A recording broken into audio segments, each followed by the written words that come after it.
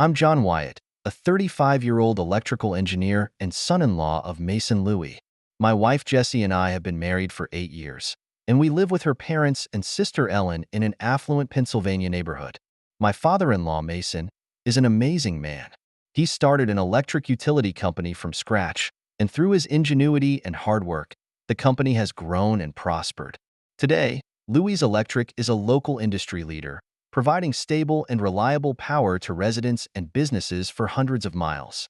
As Mason's son-in-law, I am honored to hold an important position in the company. I am primarily responsible for the company's technology department, ensuring that our equipment and infrastructure are always in tip-top shape, and Jesse's brother, Mays, works in the company's finance department, where we often get together to discuss the company's growth strategy. Despite his busy schedule, Mason always puts his family first. Every evening, the whole family would gather together for dinner and share the day's experiences. Mason was a strict father, but behind his strictness was a lot of love.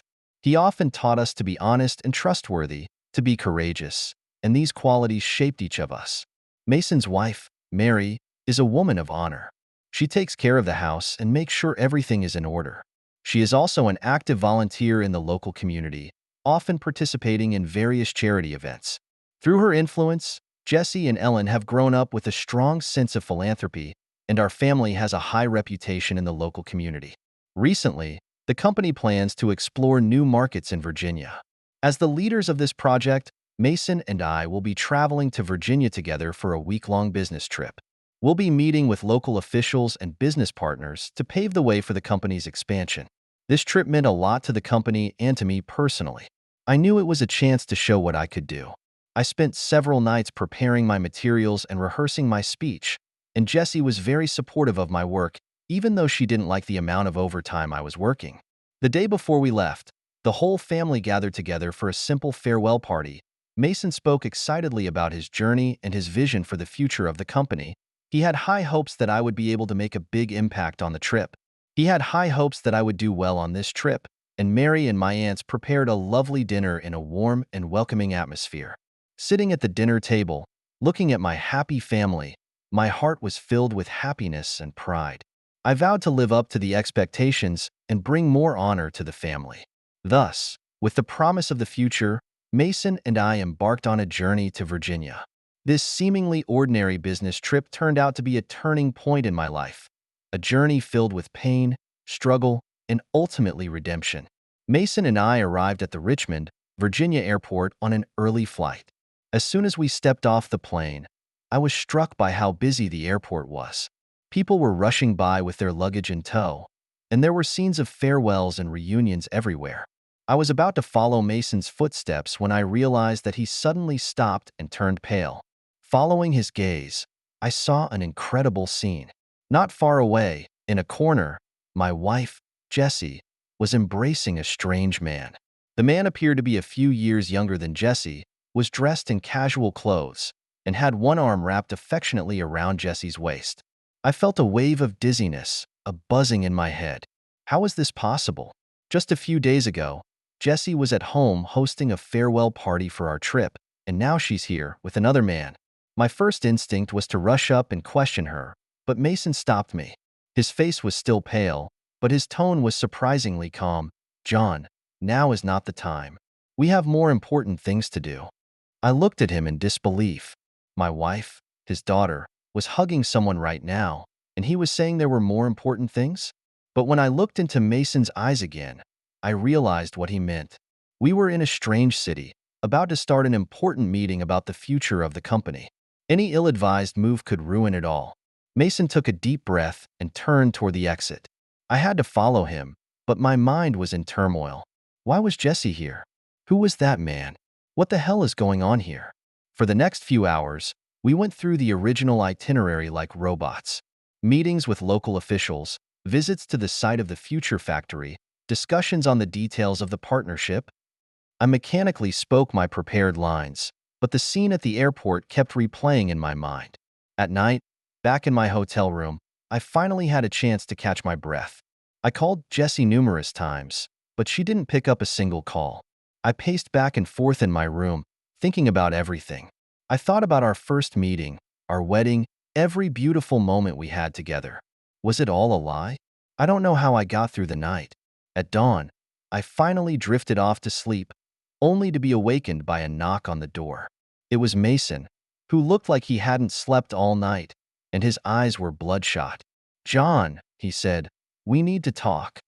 We sat in silence in the room for a long time. Finally, Mason spoke up. He said he'd always thought of Jesse as the apple of his eye, but never thought he'd see something like that. He said he felt angry, betrayed, and disappointed. He asked me if I knew anything, if there was something wrong with Jesse's marriage. I was speechless. I realized how much I had neglected Jesse's feelings while preparing for this trip. I'd been so caught up in my own business that I'd forgotten that she might have her own problems. Mason let out a long sigh.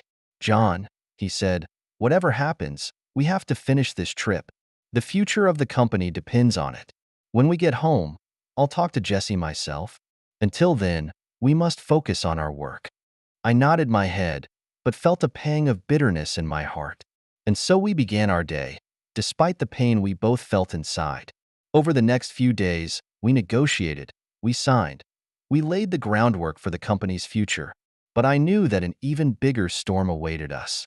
Before that storm came, I had to be ready to face the questions I had been avoiding. We returned home from our business trip to Virginia with signed contracts and a heavy heart. Despite the success of our work, I knew that an inevitable confrontation awaited us. The first night we got home, Mason called Jesse into his study. I sat in the living room, listening to the intermittent arguing coming from the study door. Jesse was crying, Mason was yelling, and I felt more helpless than ever. About an hour later, Mason came out of his study with a horrible grimace on his face, and Jesse followed him, eyes red and swollen, tears streaming down his face.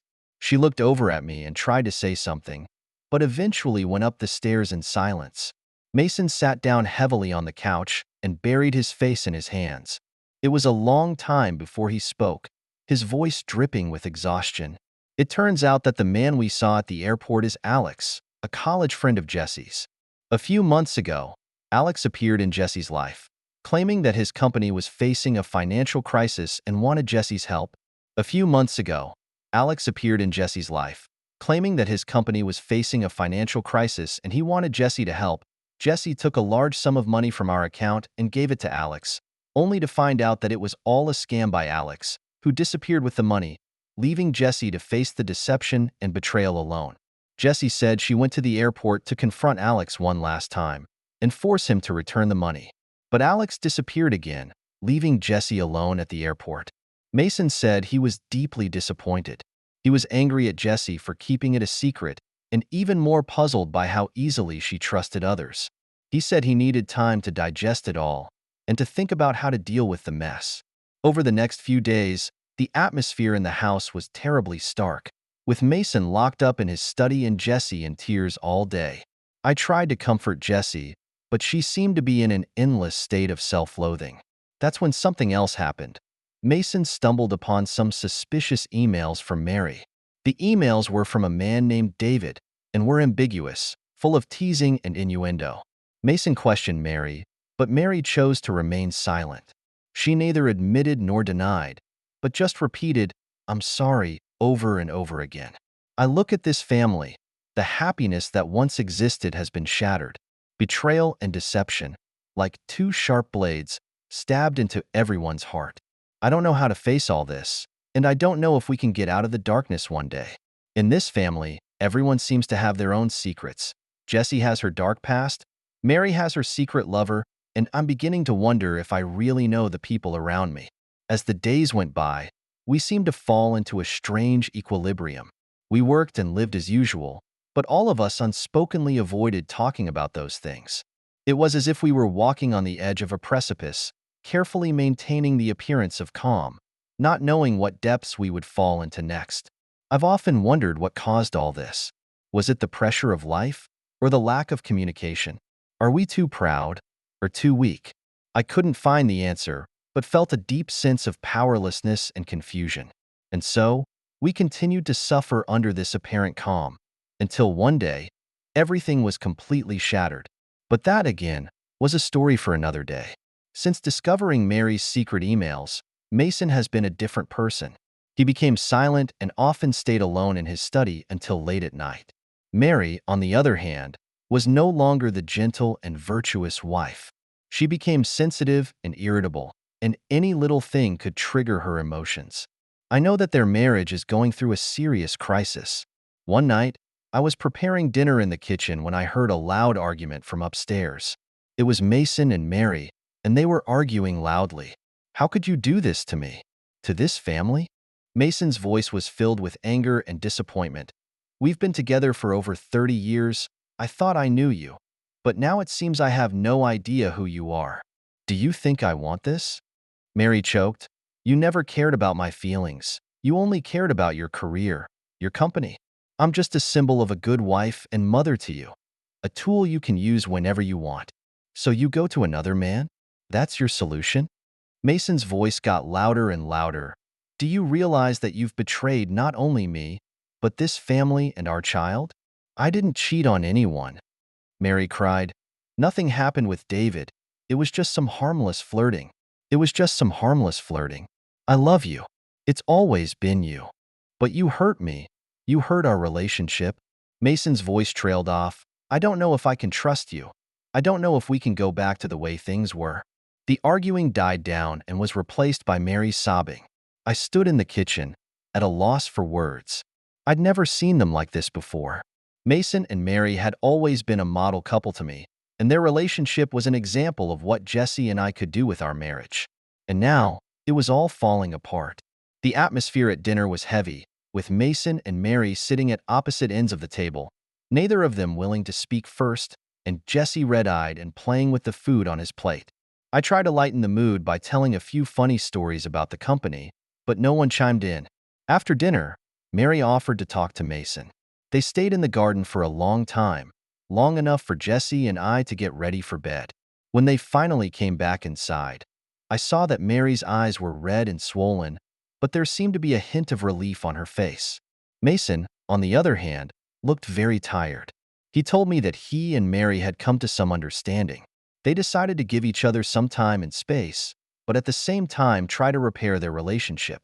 They would seek marriage counseling to try to regain their trust and love for each other. I nodded in understanding. I knew it wouldn't be an easy process, that the damage of betrayal couldn't be healed overnight. But I also knew that as long as they were willing to try, there was hope. Over the next few days, Mason and Mary began attending marriage counseling more frequently. Each time they returned, they looked tired but hopeful. Gradually, I began to see a change in their relationship. They began to communicate more and tried to understand each other's feelings. Although there were still arguments and conflicts, I could feel that they were trying hard to mend the relationship. I, in turn, reflected on my own marriage in the process. I began to pay more attention to Jesse's feelings and learned to see things from her perspective. We started communicating more frequently and doing little romantic gestures for each other. Although the storm has not yet completely subsided, I seem to see the light of dawn. I believe that as long as we don't give up, we will be able to get through this difficult time and make a new start. As Mason and Mary's marital crisis eased, I began to devote more energy to my work. The company's new project in Virginia was going well, and I had to travel there often. Every time I left home, Jesse would give me a big hug and tell me to take care of myself. Gradually, however, I began to notice something unusual. Jessie used to help me pack before I went on a business trip, but now, she seemed to be avoiding me all the time. She started to work late, sometimes even staying out all night. When I asked her about it, she was always vague, saying she was too busy with work. At first, I didn't think much of it.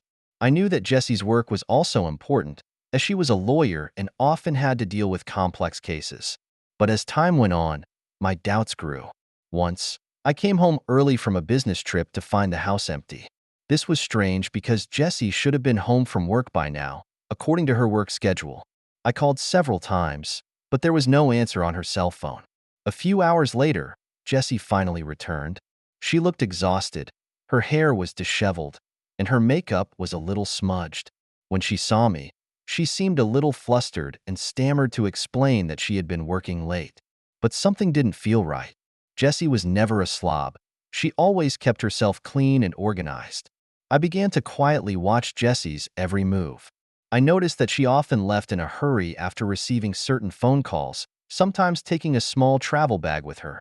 She started checking her cell phone a lot, but when I got close, she would quickly hide it. My heart began to sink slowly. All the signs seemed to point to a terrible possibility, but I didn't want to believe it. I loved Jessie, and I was sure she loved me. We'd been happily married, and I didn't understand why she was doing this. But the evidence was mounting. One day, I found a hotel room card in Jessie's bag. It was a suburban hotel, far from our house. I remembered Jessie saying he had to work late that day, but now it seemed obvious that it was a lie. I decided to go to the hotel and see for myself. I took a day off work and waited around the hotel all day. Finally, in the evening, I saw Jessie's car parked in front of the hotel. She got out of the car, but didn't go straight into the hotel, but looked around the entrance for a while. A few minutes later, another car pulled up and a man got out, hugged Jessie, and then went into the hotel with her.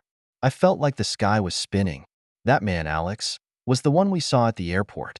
It all made sense. Jessie's antics, the frequent overtime, the mysterious phone calls. She's been in touch with Alex, and our marriage is just a front. I didn't know how to deal with it all. Anger, sadness, disappointment, a mix of emotions that almost tore me apart. I wanted to go into the hotel and ask Jessie why he did this to me. But at the same time, I was afraid to face the truth, afraid that our marriage would be broken. I didn't end up going into the hotel. I drove home and waited for Jessie to return. I knew we needed to talk. No matter what the outcome, I had to face the truth. I couldn't lie to myself anymore. That night, Jessie came home and saw me sitting in the living room waiting for her. The look on her face changed from surprise to fear. I think she probably figured out that I knew everything. We need to talk. I heard myself say that. Jessie nodded, and tears began to gather in her eyes. Yes, we need to talk, she said softly. The day before I was supposed to confront Jessie, an emergency call interrupted everything. Mary called to tell me that Mason had suffered a heart attack at work and had been taken to the hospital. Jessie and I went to the hospital immediately. By the time we arrived, Mary and Maze were already there, with Mary sobbing uncontrollably and Maze clinging to her mother, trying to comfort her. The doctors told us that Mason's condition was critical. His heart has been severely damaged, and he needs immediate surgery. The next few hours will be critical. We waited outside the operating room, and every minute felt like a century. Mary prayed and prayed that God would see Mason through this. Jessie wept silently, and I knew she was blaming herself for her father's illness. A few hours later, the doctor finally came out. The operation was a success and Mason's life is out of danger for the time being. However, his condition is still unstable, and he needs to stay in the intensive care unit for observation.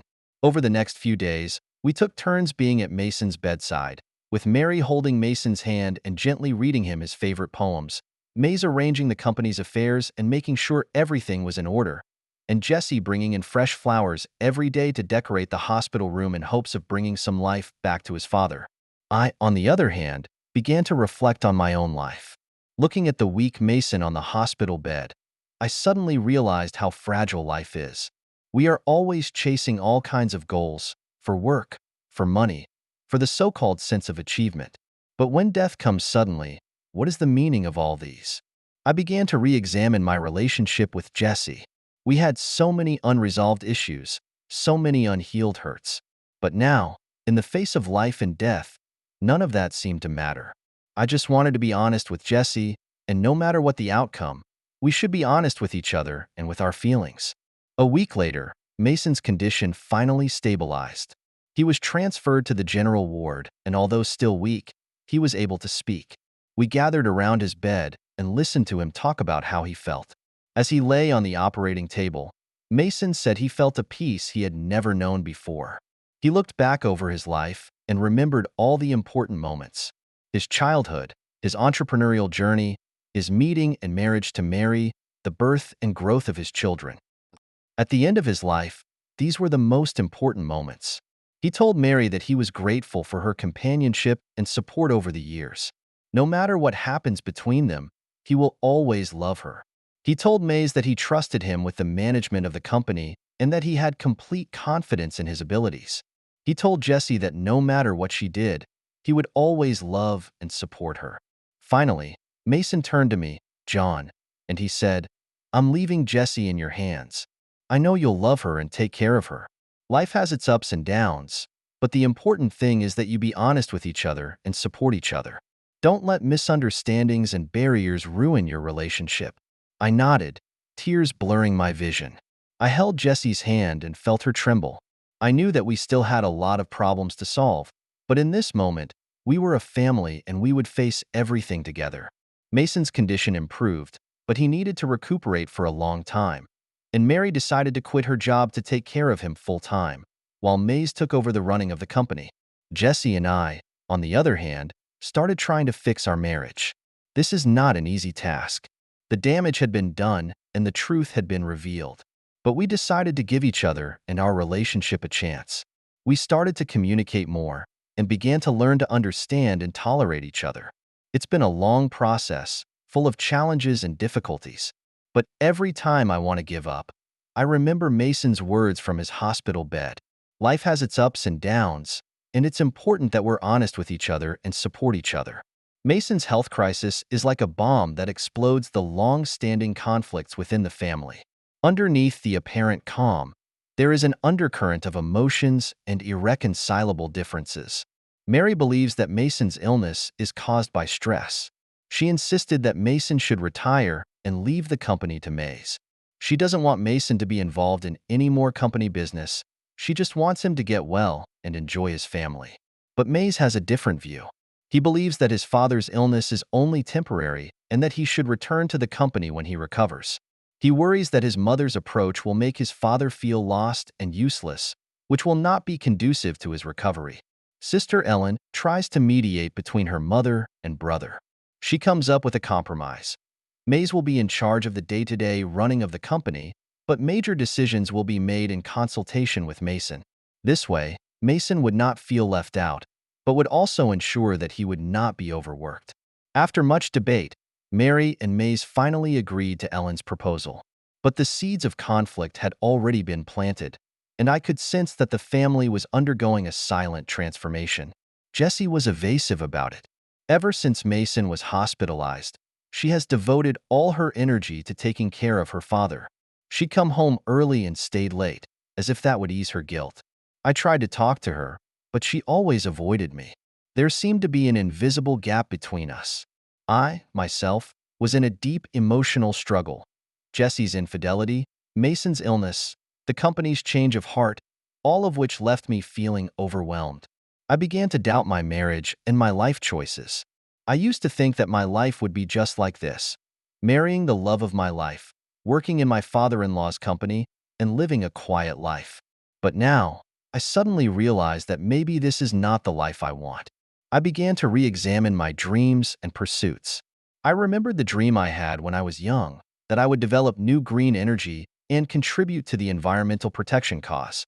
However, with the passage of time, this dream was gradually smoothed out by reality and replaced by family and work responsibilities.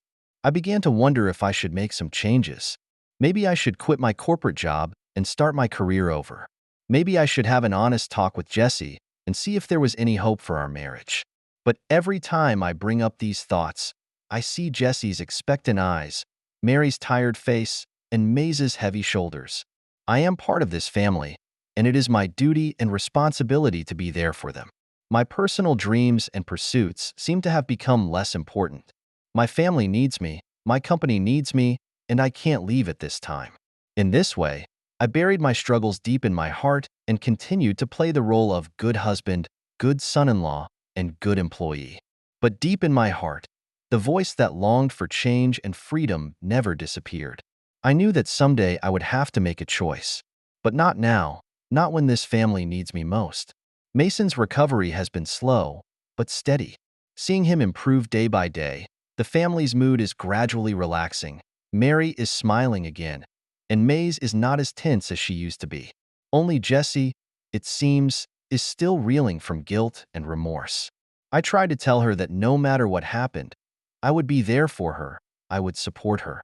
But she just looked at me sadly, with so much helplessness and confusion in her eyes. I know that our problems are not yet solved, but at least now, we have the courage and determination to face them together. In this crisis, I have seen the fragility of this family, but at the same time, I have seen their resilience. No matter what the future holds, I believe that as long as we love and support each other, there's nothing we can't get through. That's the power of family. As Mason's condition improved, the atmosphere in our home began to ease, but I knew that the real issues were not yet resolved. Jesse's infidelity, Mary's secrecy. These were the obstacles that stood between us, and if they weren't addressed, our family would never be truly united.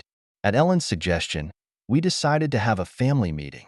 We agreed that at this meeting, everyone would talk openly and honestly, with no hiding or avoidance. The meeting was scheduled for a weekend morning. That day, our entire family sat in the living room, facing each other. There was an air of tension and gravity in the air, and everyone knew that the next conversation would determine the future of our family. Jessie spoke first. She looked Mason straight in the eye, her voice shaky but firm. She confessed to what happened with Alex, to her infidelity. She said she knew she had hurt me, hurt the family, and that she was overwhelmed with guilt and remorse. She begged for forgiveness, for a chance to change. I could see tears welling up in Jessie's eyes. I knew how hard it was for her to admit it. Next came Mary, who also confessed to Mason about her affair with David. She said she never wanted to cheat on Mason, but after a long marriage, she felt depressed and exhausted, and David's presence gave her a sense of passion and energy she hadn't felt in a long time. But she also knew that it was wrong. She had hurt Mason and herself. She vowed that it would never happen again. Mason listened in silence, no expression on his face. After Mary finished speaking, he let out a long sigh. He said that he was very disappointed and sad. He always thought that their marriage was happy, but he never thought that Mary would think like this. But at the same time, he also reflected on his own performance in the marriage. He realized that he really neglected Mary's feelings, did not give her enough love and care. Mason says he forgives Mary and he forgives Jessie, and as a family, we have to learn to forgive and to give each other second chances.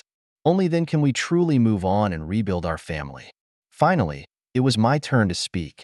I said I understood Jessie's feelings and her choices. I knew that there were many things I hadn't done well in our marriage. I was so focused on my work that I neglected Jessie's needs. I didn't give her enough security or a sense of belonging, which led her to seek emotional comfort. I told Jessie that I forgave her, and I hoped that she would forgive me for my shortcomings. There is still hope for our marriage, as long as we are willing to operate and change. From now on, I will pay more attention to her feelings and cherish our relationship more. Jessie nodded through his tears and took my hand. At the end of the meeting, I felt more relieved than ever. Although the problem was not completely solved, at least we had made a good start. We were willing to be honest about our problems and to work hard for our family. Over the next few days, we worked hard to fulfill our promise. Mason began to pay more attention to Mary's feelings, taking her on trips and experiencing life.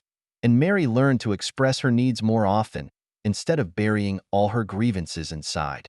And Jessie and I began to reorganize our marriage. We made a pact to have at least one date night a week, and to make time for each other no matter how busy we were. We began to rediscover each other's strengths and the joy of being in love. Little by little, I feel that our family is regaining its old warmth and joy. The scars are still there, but together, we are slowly healing them. This is the power of love. It gives us the courage to face our mistakes, the strength to forgive our hurts, and the determination to create a better future. With love as our guide, I believe that we will be able to get through this difficult time and usher in a new life. After that family meeting, we both realized that forgiveness was not enough to truly repair our relationship. We needed real action and professional help to rebuild trust and understanding between us. Jessie and I decided to seek marriage counseling. We found a very experienced counselor named Sarah, and during our first session, Sarah had us each talk about our feelings and thoughts. I confessed my disappointment and hurt. I said that I had trusted Jessie with everything, but now I didn't know how to face her. Whenever I look at her, I think of her betrayal and the truth that hurts me so much. Jessie expressed her guilt and remorse. She said she never meant to hurt me, that she loved me and our family. But in that moment of weakness, she lost herself. She pleaded with me to give her a chance to prove herself again. Sarah tells us that betrayal is indeed the biggest crisis in a marriage, but it can also be a turning point. If we can face the problem honestly and try to fix it, our relationship may be stronger. Over the next few weeks, we began to try some of the exercises Sarah had suggested. We took time out of our day to talk about our thoughts and feelings. We learned to listen to each other and understand each other's perspectives. We also set some common goals, such as having a weekly date night that we would attend no matter how busy we were. Gradually, I realized that the gap between us began to diminish. I began to rediscover Jesse's strengths, and I began to reminisce about our love for each other. Of course, it wasn't always easy. There were still times when we argued and got angry over the smallest things. But the difference is that instead of building up problems, we learned to communicate and resolve them in a timely manner. At the same time, Mason and Mary were trying to repair their marriage. They began to seek marriage counseling, learning to get to know each other and reconnect. Mason learning to express his feelings more instead of keeping them bottled up, and Mary learning to be more attentive to Mason's needs instead of wallowing in her own world. I can see that the tacit understanding and closeness between them has re-emerged. They would walk hand in hand, drink tea and chat in the yard together, and the smile on Mason's face became more and more frequent. At Sarah's suggestion, we also held a family therapy session. The whole family sat down together, and everyone expressed their thoughts and feelings honestly. We talked about past hurts and our hopes for the future. Ellen says she wants us to be a joyful and loving family like we used to be. May says he wants us to support each other through any challenges we face. And Mary says she wants us to be more tolerant and understanding and less judgmental. Mason, on the other hand, told us that no matter what happens, we will always be family. There's nothing that can't be forgiven, nothing that can't be crossed between family members. As long as we love each other, we can get through anything. Listening to my father's words, I felt a wave of warmth rush through my body. Yes, we are a family. This simple fact is our greatest source of strength. By the end of the treatment, I felt that our family had been revitalized. Laughter has returned to our home, and trust and understanding are slowly building. I know that our relationship is not yet fully repaired. Jesse and I, Mason and Mary, we still have a long way to go. But I believe that as long as we don't give up, as long as we keep working hard, we will be able to rebuild our family and create a better future. With the passage of time, our family has gradually emerged from the haze of that crisis. After so many ups and downs and so much hurt, each of us has been profoundly changed. Mason's health is improving. On his doctor's advice, he began to participate appropriately in the company's decision-making, but most of the time, he was enjoying his family. He often traveled with Mary, revisiting places they had visited in their youth. I am truly happy to see them in love. With Mason's support, Mary found her way back to life. She started writing a book to record her feelings and reflections on the crisis in her marriage. She says she hopes her experience will help other couples who are facing similar problems. Mays has completely taken over the running of the company. Under his leadership, the company's business has flourished. He has also pushed the company to diversify and invest in several emerging green energy projects. That's what he learned from me, he says, that a company should be socially responsible and contribute to sustainable development. Ellen eventually quit her job as a lawyer to follow her true dream. She opened a small animal rescue center on the outskirts of town, specializing in taking in and rescuing abandoned and injured animals. Every time I visit her, I can see the happiness and satisfaction on her face. As for Jesse and I, our relationship is slowly recovering. Through marriage counseling, we have learned to communicate and listen better. We have started to try to understand each other's perspectives and tolerate each other's shortcomings. We have also learned how to stay true to ourselves and follow our dreams in our marriage. Jessie eventually quit her job as a lawyer. She says it was never really what she wanted. She resumed her studies in photography, a dream of her youth. Now she's an established photographer, specializing in family and wedding photos. She says she wants to record every family's happy moments through her lens. And after all this, I had a new perspective on life. I began to reflect on what was really important. Is it money? Is it career? or family and love? I made a decision. I quit my job at Loui Power and joined a new energy company. This company specializes in the development and promotion of green energy, which is what I have always dreamed of. Although my income is not as high as it used to be, I am extremely satisfied and happy. I know that I am contributing to the future of our children and grandchildren and to the future of the planet. On weekends, our whole family used to get together and share our lives with each other. We cook together, go for walks, and play games. Laughter and joy once again fill this home. Looking at my parents' loving eyes, Ellen and Maze's relieved smiles, and Jesse's happy smile, I feel immensely satisfied and grateful. Yeah, we've been through a lot. Betrayal, hurt, misunderstanding, but we didn't give up. We chose to face it. We chose to fix it. We chose to grow. I understand that life is never easy. After the storm, there will always be a rainbow. After the winter, there will always be spring. The key is to have the courage to face challenges, the wisdom to resolve conflicts, and the love to tolerate and forgive. As long as we have love in each other, I believe that no matter what lies ahead of us, we can work hand in hand to welcome every new tomorrow. Because we are family. We are the Loui family. Together, brave and full of love, that's our family spirit. That's our legacy. With this love, let us continue our journey. The future awaits us, and I look forward to it with great anticipation. Thank you for taking the time to listen to today's story. If you enjoyed it, please like and subscribe if you haven't already. If you have a story to share about your own or someone else's experience, please feel free to contact me. Take care.